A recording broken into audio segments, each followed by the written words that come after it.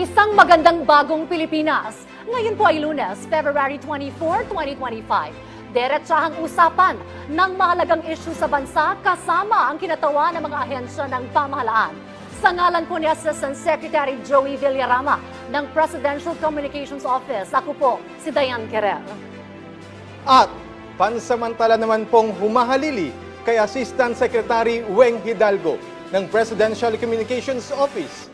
Ako si Alan Francisco. Ihahatid namin ang mga programa at serbisyo para sa taong bayan. Tutok lang, narito na ang bagong Pilipinas ngayon.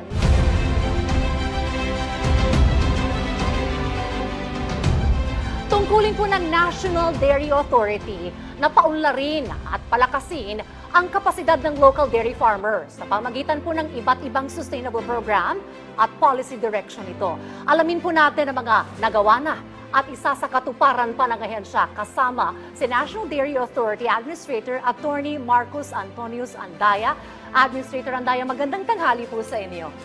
Magandang tanghali din naman sa iyo, Diane, and of course sa iyo, Alan. Yes, sir. At sa lahat po ng mga taga-subaybay at taga-panood ng ating bagong Pilipinas ngayon. Alright, Administrator Andaya, tell us more about this mandate of NDA. Napalakasin pa yung capacity ng mga local dairy farmers at bukod po rito, ano pa po ang mandato ng NDA? Well, Diane, ang NDA was created under Republic Act 7884 o yung tinatawag nating National Dairy Development Act of 1995. Kasama po sa mandato ng National Dairy Authority is gumawa ng mga polisiya at mag-implement para palakasin at paunlarin ang dairy industry sa Pilipinas. Kasama po dito ang pagbibigay namin ng tulong sa mga dairy farmers, cooperatives, private sector, pagdating po sa paggagatas. At kasama rin po sa binibigay namin tulong ay mabigyan sila ng mga karagdagang kita, livelihood, sa pamamagitan ng paggagatas. Kasama rin po sa aming mandato pagdating sa nutritional program ng gobyerno sa larangan ng paggagatas, kami po ang tumutugon na ahensya para dyan. Admin, ang second question ko, dahil nabanggit mo yung mandato ng inyong ahensya, kamusta po yung status ngayon ng inyong tanggapan? Well, Alan, ang dairy industry ngayon is, sa kasalukuyan, medyo mababa talaga ang ating milk sufficiency. Pero sa ngayon po, itataas na po natin paunti-unti ang ating milk production. Now, from matagal na panahon na 1%, ngayon nasa mga 1.65% na tayo, at hopefully, itong taon na to, maiangat pa po natin to sa 2.5%. Okay, well, let's go back to the year 2024, Admin. Ano po yung mga napagtagumpayan na ng NDA? Well, isa dyan is, gaya na nasabi ko, na iangat natin ang ating milk production from 2024 na 29 million liters ang milk production natin, 2023 I mean, yung 2024 na iangat natin to sa 32 point something million liters. Okay, isa po yan. Pangalawa, noong 2023 ang ating herd inventory o ang dami ng ating mga dairy animals nasa mga 90,000 lang. Ngayon po nasa 156,000 na ang ating dairy animals. Kasama po dyan ang kalabaw, baka at kambing. Pangatlo, nakapagtayo po tayo ng mga stock farms na kung saan ilalagay natin ang mga imported nating mga animals, kung saan sila natin paparamihin.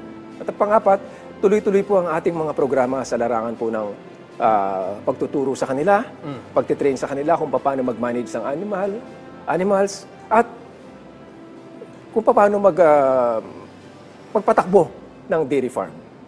Okay. Admin, last year, 32 point something liters or million liters. 20. Anong target for this year? Ang target namin for this year is sana maabot namin ang nasa 35 to 39 million liters for 2025. Okay. Sa ngayon kasi is ang 32 million liters. Ang ating milk production kasi ngayon ay nasa 29 million liters noong 2024. So gusto po nating itaas pa po yan. Okay. Well, Admin, nabanggit nyo kanina yung ating milk sufficiency and also yung milk production natin. And it's quite a challenge for NDA para pataasin ito. Ano ba yung mga factors na nakikita ninyo na kailangan pang solusyonan ng NDA para mapataas natin yung milk sufficiency at maabot natin yung ating Senate na target? Okay. Ang isa po sa kadahilanan kung bakit mababa ang ating milk sufficiency is sa mabilis na paglobo ng ating populasyon. So sa ngayon, meron po tayong 112 million Filipinos, no? Ang ating populasyon. Sa bawat isang Pilipino po, itinataya na 17 liters ang kinukonsumo ng bawat Pilipino sa isang taon. Kung yan po ay imumultiply nyo sa 112 million, yung 17 liters per capita, ang total demand po sa gatas, sa dairy, ay umaabot ng 1.9 billion liters. Subalit ang napoproduce po natin ngayon is, gaya ng nasabi ko kanina, nasa 29 million liters lamang. Lubang napakababa. So, ang aming ginagawa sa ngayon is paramihin ang source ng gatas, which is ang ating dairy animals. So, yan po ang aming challenge ngayon. Kailangan po namin maparami at mapalakas ang paggagatas ng mga dairy animals natin. Admin, ano bang mga region or provinces yung pinakamalakas mag-produce ng dairy sa Pilipinas? Sa ngayon po, ang Calabarzon po, ang Region 4A, ang pinakamalakas nating sa amin?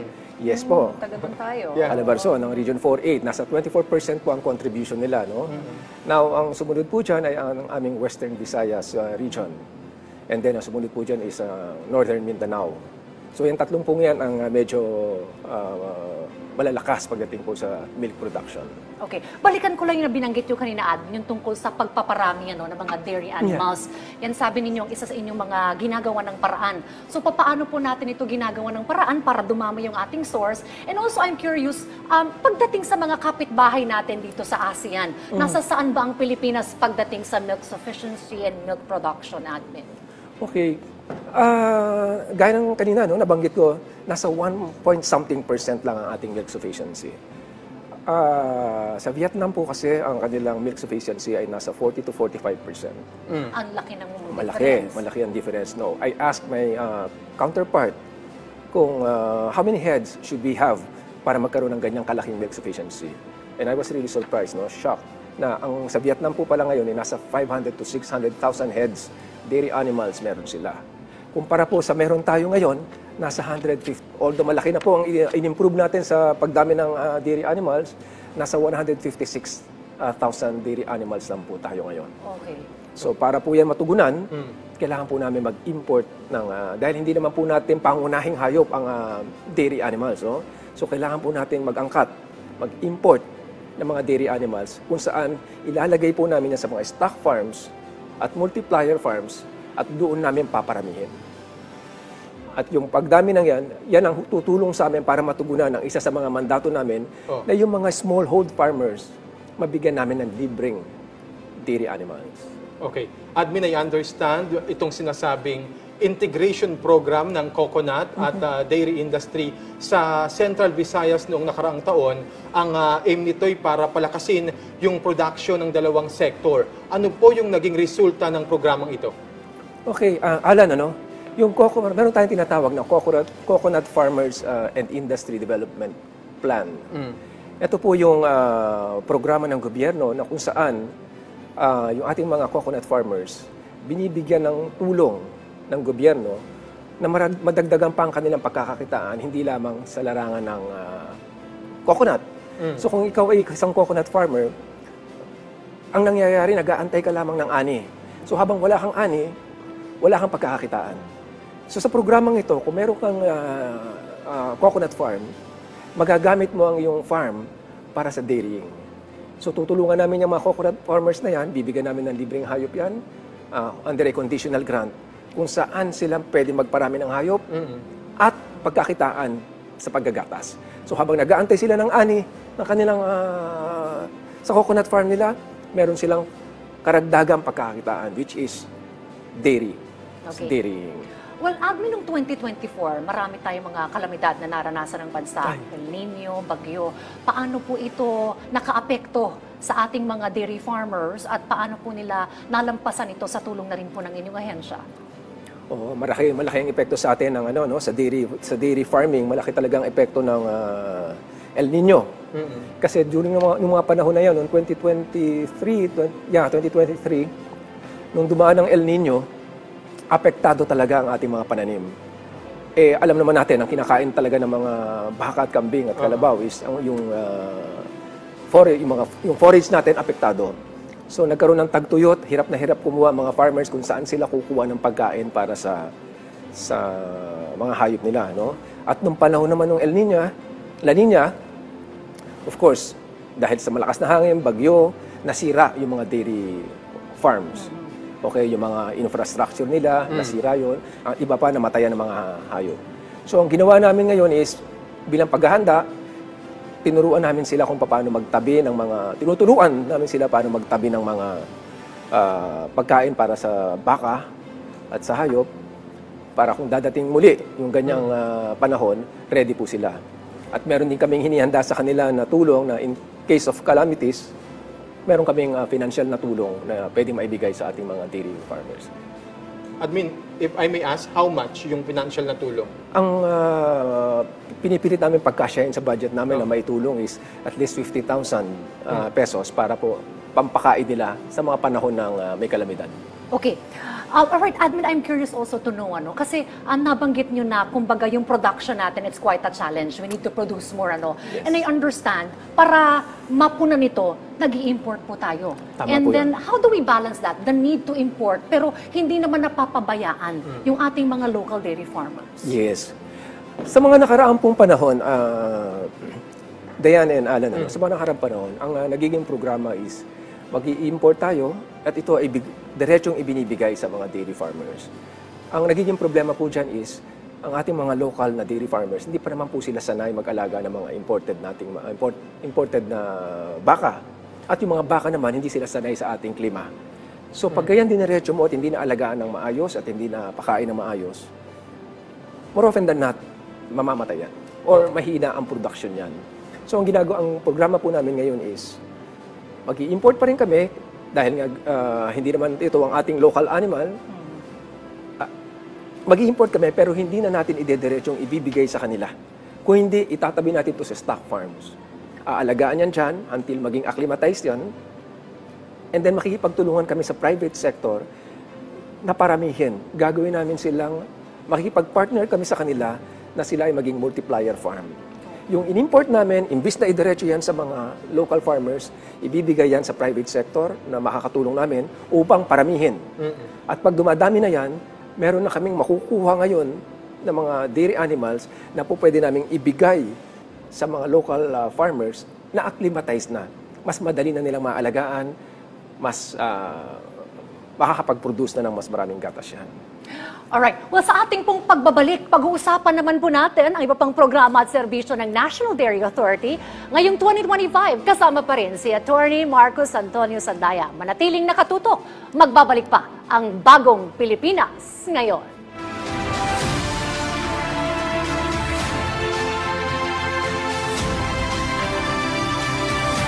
Magandang balita para sa bawat manggagawang Pilipino. Nakamit natin itong 2024 ang pinakamababang unemployment rate since 2005. Ayon sa NEDA, mas dumami ang may hanap buhay at patuloy na gumaganda ang kalidad ng mga trabaho. Naitala na nagtapos ang 2024 na 3.8% na lang ang ating unemployment rate. Ibig sabihin nito'y nasa 50.19 milyong Pilipino na ang may trabaho at bumaba na sa 1.63 milyon ang walang trabaho. Mas kaunti na rin ang mga naghahanap ng dagdag na kita o ekstrang trabaho. Mula sa 11.9% ng 2023, 10.9% na lang nitong 2024. Mas maraming Pilipino na ang may sapat at disenteng hanap buhay. Para sa tuloy-tuloy na pag-unlad ng ating labor market, narito ang ginagawa ng pamahalaan. Enterprise-based Education and Training Framework para matiyak na ang skills ng ating mga manggagawa ay tugma sa pangangailangan ng industriya. Inclusive work arrangements para mabawasan ang hadlang sa trabaho, lalo na sa kababaihan at kabataan. Action Fund and Emergency Repatriation, agarang tulong para sa mga OFW na nangangailangan. Oo, may mga pagsubok pa, pero tuloy ang suporta ng gobyerno upang makalikha ng mas maraming trabaho, mas maunlad na kabuhayan at mas magandang kinabukasan para sa bawat Pilipino.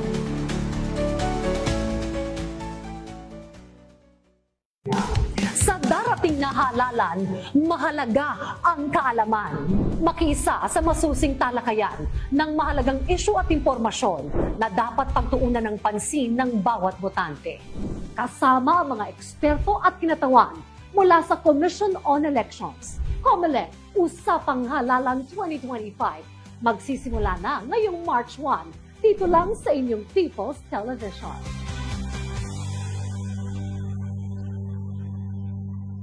Congratulations to our 2025 Platinum Stallion National Media Awardees.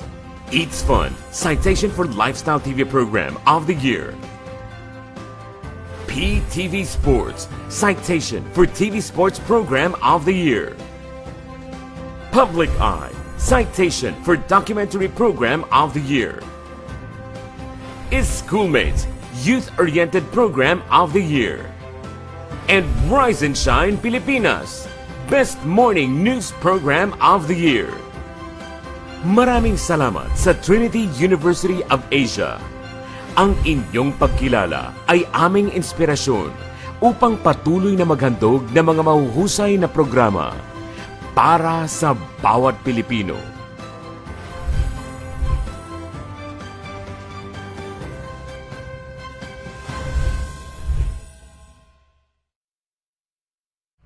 Health Watch, alertong pangkalusugan. Mag-ingat sa dengue. Ang dengue ay isang viral infection na nagmumula sa kagat ng lamok na Aedes na sanhi din ng iba pang sakit gaya ng Zika virus at chikungunya. Ito ay nagdudulot ng mataas na lagnat, pamamantal, pananakit sa likod ng mata at ulo, kasukasuan at kalamnan na pwedeng magtuloy sa severe dengue na may kasamang pananakit ng tiyan at pagsusuka, pagdurugo at hirap sa paghinga. Ang mga sintomas ay karaniwang nagtatagal mula 2 hanggang 7 araw. Tandaan ang 4S sa laban natin kontra dengue. Suyurin at sirain ang mga pinamumugaran ng lamok. Sarili ay protektahan. Sumangguni agad sa pinakamalapit na doktor o pagamutan at suportahan ang fogging at spraying activities kapag may banta ng outbreak. Tandaan, sa panahon ng sakit, dapat laging listo.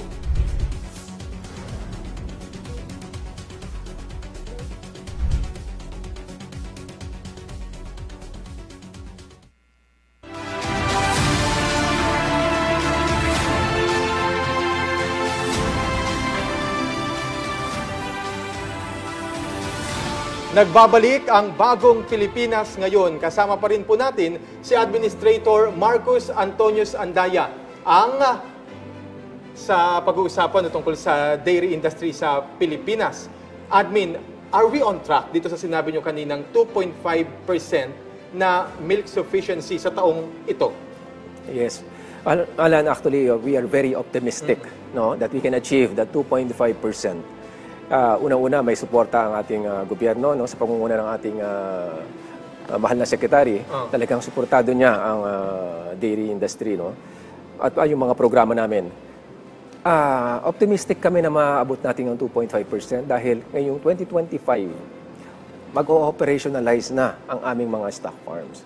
2024, these stock farms were established, were built, now, operationalized na sila by 2025. With that, pag dumating po yung mga imported natin, may chance na dadami yung mga yan at dadating yan puro mga buntis. Yung mga pregnant heifers yung mga yan eh. Pagdating dito yan, manganganak yan at sigurado maraming gatas na mapuproduce niyan. So that's one. Number two, ngayong taon din, meron kami mga itatayo mga feed centers. Alam naman po natin na ang bawat baka po, tataas lamang po ang milk production niyan kung maganda ang pakain. Meron po tayong prinsipyo na tinatawag sa dairying, garbage in, garbage out. Kung ano ipakain mo sa baka, yan din ang ilalabas niyan. So kung mahina ang pakain mo, mahina rin ang igagatas niyan. So what we're trying to do now is to help and assist yung ating mga dairy farmers when it comes to nutrition. So tutulungan namin sila through feed centers na tinatayo namin sa pakikipagtulungan ng mga private sectors para mapalakas yung kasalukuyang numero ng ating hayop. Bukod sa infusion, sa papasok, yung kasalukuyang numero natin, papalakasin natin. Kasi ang isang baka po kasi kaya mag-produce siya ng mga 15 to 20 liters a day. Pero kung mahina ang pakain mo, bumabagsak yan sa 5 liters. So, sayang na sayang kung hindi matutulungan sila pagdating sa nutrition.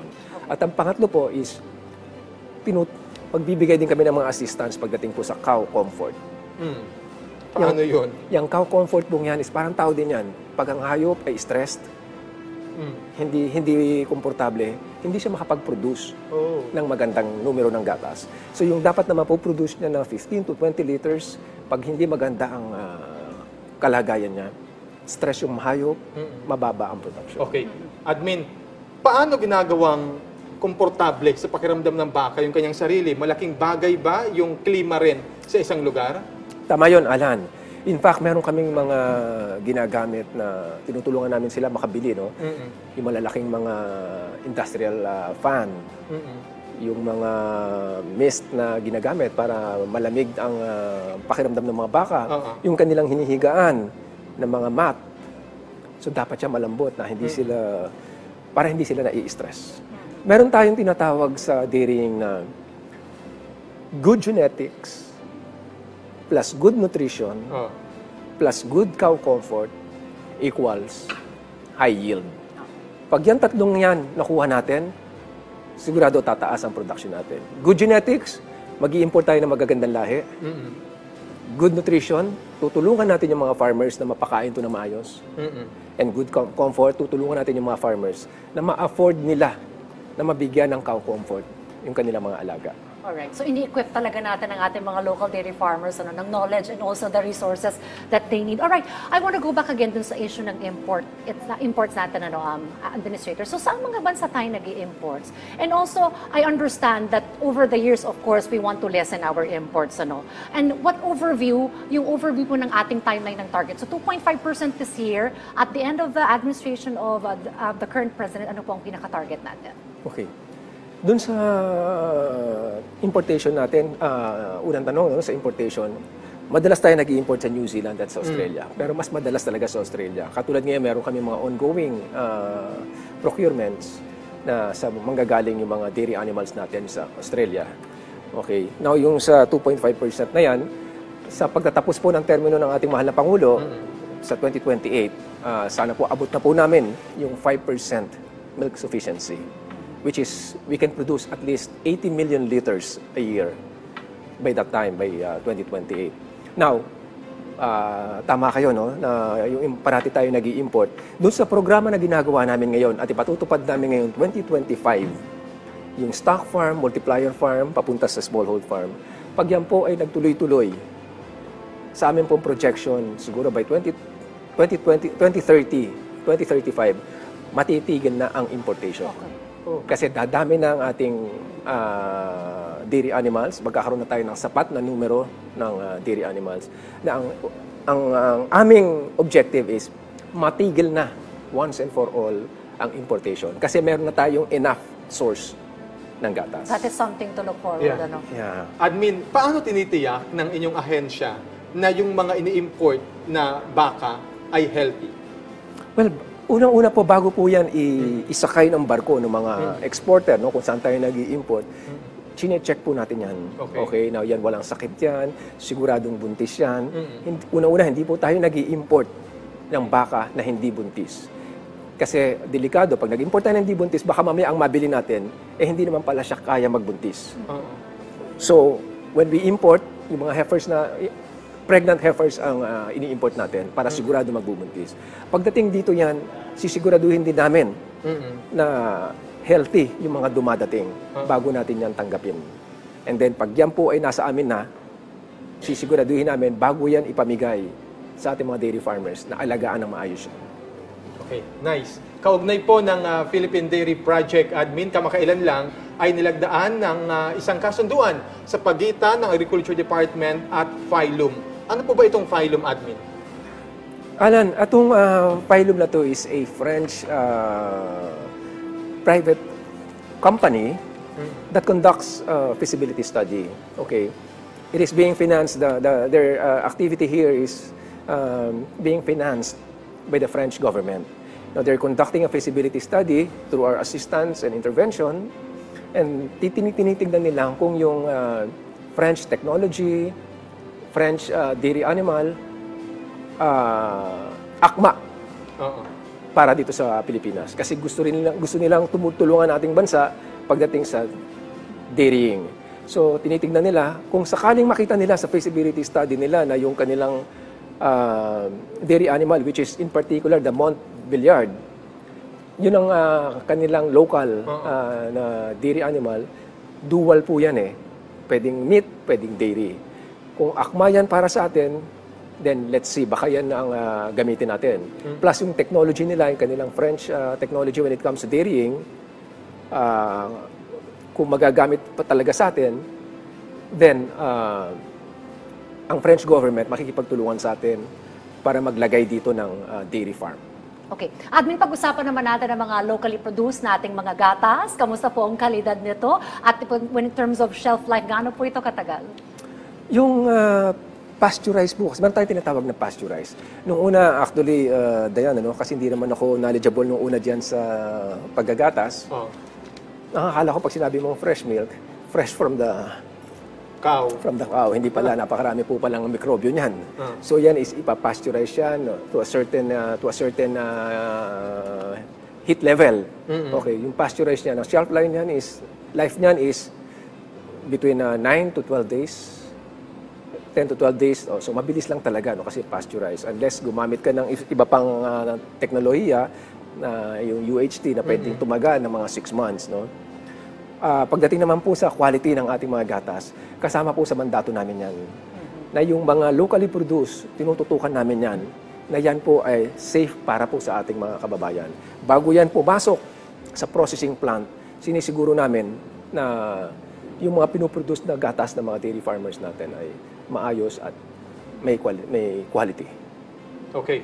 Admin, sa kasalukuyan po sa ang mga lugar, yung mga dairy farms sa ating bansa, I understand, nabanggit mo kanina yung mga 3 pangunahing regions. Yeah. Pero anong particular na mga probinsya yung may mga dairy farms tayo? Ang malalaki talaga is yung nasa Calabarzon natin ay of course yung Laguna province natin, Batangas. Yan, nandyan yung meron din sa Quezon. So, yan ang pangunahin nating region na nangunguna pagdating sa dairy. Yung sa Western Visayas naman natin, well, nandyan ang Bukidnon. So, malakas din ang tawag doon, ang dairying pagdating sa Bukidnon. The rest, halos pare-pareho sila. Halos na-cover naman natin ang buong Pilipinas pagdating po sa dairy. Okay. Admin, I want to know ano naman yung mga efforts ng ahensya para mas mapataas yung kamalayan ng mga Pilipino patungkol sa benepisyo ng gatas sa ating kalusugan. Nako, thank you very much, Dayan. Actually, kailangan namin ng suporta nyo. Kaya kami nagpapasalamat ito binigay nyo sa aming opportunity. Dahil sa ngayon po, ang National Dairy Authority is very aggressive when it comes to public information campaign. We want the public to know the importance of nutritional values of milk.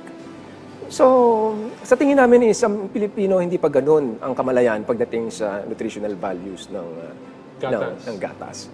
So, kung yan po ay mapaparating natin sa kanila, na ang bawat bata habang maliit pa dapat umiinom yan ng gatas. So, that would help, of course, the health ng ating mga kababayan, and at the same time, that would help yung ating mga dairy farmers dahil tatangkilikin ang mga fresh milk nila. Saka yung mga bata, kailangan din talagang uminom ng gatas para matulong, yung kalusugan nila masiguro kasi marami rin mga stunted na mga bata. Hindi ba? Baka makatulong ang gatas para sa kanila. Oo. Actually, yan po ang ina-address ng ating milk feeding program. Kung gusto natin yung maging bata, yung mga bata na maging katulad po ni Dayan. Ano po bang height mo, Ma'am Dayan? 5'5". Ay, siguro po, nagiinom ng gatas. May epekto rin po ang jeans dyan. Okay, pumasok na yung jeans. Pero kung hindi naman, gatas pa rin po. Malaking tulong yan para sa stunting ng sa problema sa stunting ng mga bata. Pero admin, hindi lang bata yung kailangan ng gatas, kundi even adult. Yes. Di ba kaya nga may isang private company na meron siyang specific na formulation. For adult. Yes, opo. Totoo, kailangan talaga natin, maraming nutritional values po ang gatas. Okay. Alright, bukod po sa ating mga napag-usapan, admin, ano pa po yung mga dapat pang abangan ng ating publiko ngayong taon mula po sa National Dairy Authority? Well, ang dapat nilang abangan ngayon is yung pag-operationalize ng aming stock farms. Dahil kami po ngayon ay nakafocus talaga dyan sa stock farms na yan. Dahil ito na po ang sagot para maparami natin ang ating dairy animals. Dahil matagal na panahon, wala tayong programa pagdating sa pagpaparami ng dairy animals. At yung stock farms na yan, dahil mag-operationalize na sila ngayon, so yan po ang ating dapat bantayan. Plus, yung pagtatayo namin ng feed centers. Sa pagdami po ng mga dairy animals natin, base po doon sa programa namin, sigurado mangangailangan tayo ng tamang pakain. Dahil pag hindi nga po napakain ng mga hayop na yan, kahit gaano karami yan, kakaunti lang magiging milk production yan. So with that, kaisa nyo kami dyan. Maraming salamat po sa inyong mga impormasyong ibinahagi sa amin, NDA Administrator Andaya.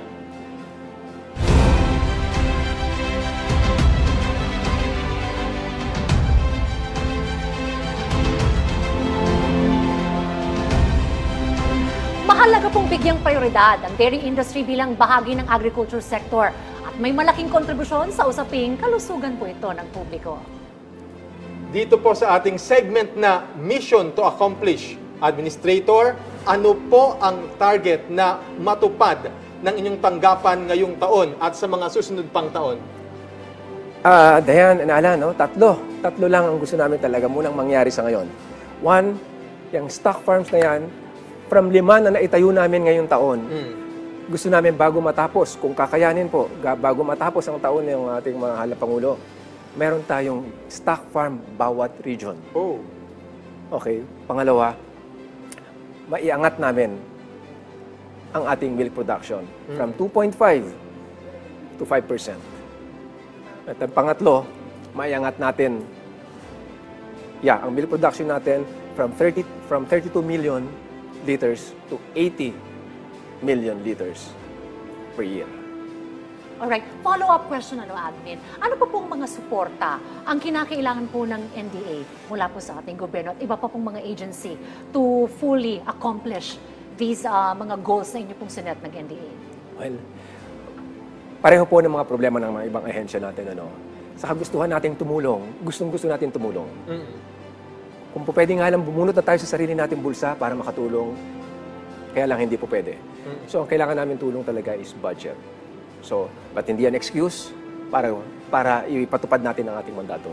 Pero kung mas mabibigyan tayo ng tamang tulong din sa national government, mas marami tayong matutulungan pa. At mas marami kaming program na po pwede pa sanang ipatupad. But again, hindi po excuse ang budget para ang isang ahensya ay hindi makapagtrabaho. Okay. Admin, sa mga Filipino private companies, paano yung pagtutulungan ninyo? Well, kasama sa mandato namin dito is i-involve ang private sector pagdating sa dairy. Okay. Ngayon nakita namin na kailangan namin ang tulong katulad nyo ng nasa media, ang nasa private sector. Kailangan namin ng tulong nila, makipag-partner sa kanila. So, ang isa sa nakikita namin is yung tinatawag naming multiplier farm. Yung multiplier farm, pag dumating dito yung imported, gaya ng kanina pinaliwanag ko, hindi yan pupunta agad sa farmer. Ibibigay namin yan, aalagaan yan ng multiplier farm, which is the private sector, upang paramihin. Because they have the capacity, they have the resources, they have the experience. So sigurado tayo, maaalagaan ng tama yung mga imported natin, mapaparami. At ang pangalawa naming pinapakiusap sa private sector is, tulungan kami pagdating sa milk feeding program. Although meron tayo, ang gobyerno ay may sariling milk feeding program sa pamamagitan ng Department of Education, DepEd, and Culture, plus ng DSWD. Hindi po yan sapat Kulang pa rin ang milk feeding program natin. But with the help of the private sector, na mag-milk feeding program, using the milk, the local milk, hindi yung imported milk, the local milk, dalawa po ang natulungan nila dyan. Natulungan ng private sector yung mga bata para sa kanilang kalusugan, natulungan nila ang dairy industry pagdating sa milk production. Alright, Admin, you mentioned about budget. So for this year, magkano po ang budget natin ng NDA at bulk of that budget saan po natin itututok, sir? Ang budget namin ngayon, kung di ako nagkakamali, is nasa 500 million. Okay. Well, halos kalahati na dyan para sa mga pasahod natin sa ating mga kasama sa gobyerno. At ang iba dyan is, karamihan po is yan, sa importation, yung sa operationalization ng ating stock farm, and of course, yung sa mga pakain na itutulong po natin sa ating mga dairy farmers. Okay, siguro mensahe niyo na lamang din po sa ating po mga kasamahan dito sa local dairy industry. At what can you assure them as you accomplish these goals na inyo pong nabanggit po, Admin? Well, actually, papasalamat kami sa opportunity na binigay nyo kasi kasama sa public information awareness na campaign na ginagawa namin is public awareness na ang National Dairy Authority is nandito para sa inyo. Okay? Lumapit lang po kayo sa amin at titingnan natin kung anong maitutulong namin sa inyo pagdating sa dairy. But definitely, nandito ang National Dairy Authority para tulungan po ang ating mga dairy farmers. So, and even LGU siguro, sir, maaari rin malaki ang maging tulong sa inyo, ano? Ay, To definitely. accomplish the goals. Definitely po. Dahil malaking tulong sa kanila yan pagdating sa trabaho ng kanilang mga constituents, nutrisyon ng kanilang mga nasasakupan, and of course, para din sa national dairy industry. Sir, ang ordinaryong Pilipino, lalo't magamit na tayo ng social media, paano makakatulong ang isang Pinoy para mas mapalakas pa yung inyong kampanya? Well, isa po siguro, isa yung sinasabi ko kanina na makarating sa mga bawat Pilipino kung gaano kahalaga ang gatas sa ating kalusugan. Isa po yan. At pangalawa, yun nga po, upang yung mga programa ng National Dairy Authority, makarating po talaga sa kasulok-sulukan na marami pa rin po tayong kababayan na nagugulat sila. Ay, may ganyan ba? May ganito bang tulong binibigay ang NDA? Nagugulat pa sila hanggang ngayon. Parang after nito, Alan, gusto kong uminom ng gatas. Dapat na may gatas. Alam mo, Para Diana, sa ating kalusugan. you may be lactose intolerant, but ang gatas ng kalabaw at kambing, ano yan, lactose-free yan. Oh, yun. So, subukan mo. Oo, kasi may mga ilang ding mga Pilipino, kagaya ko, lactose intolerant. Diba? Sumasakit yun dyan kapag nakain ng gatas. Pero sinabi ni Admin, Pwede pala, may mga ibang source variety ng gatas na hindi ka magiging allergic. Yes. Tsaka baka tumangkad ka pala, no? Oo, baka tumangkad palalo. Well, Admin, maraming salamat po sa inyong oras. Muli nakapanayan po natin si Administrator Attorney Marcos Antonius Andaya mula po sa National Dairy Authority o NDA. Muli, maraming salamat po, Admin. Maraming salamat po. At yun po ang ating programa sa araw na ito. Tutok po kayo ulit bukas para sa mahalagang talakayan at mabilis na aksyon ng ating pamahalaan. Sa ngalan ni Assistant Secretary Weng Hidalgo, ako si Alan Francisco. At sa ngalan naman po ni Assistant Secretary Joey Villarama, ako po si Diane Querer. Sama-sama tayo para sa isang bagong Pilipinas ngayon.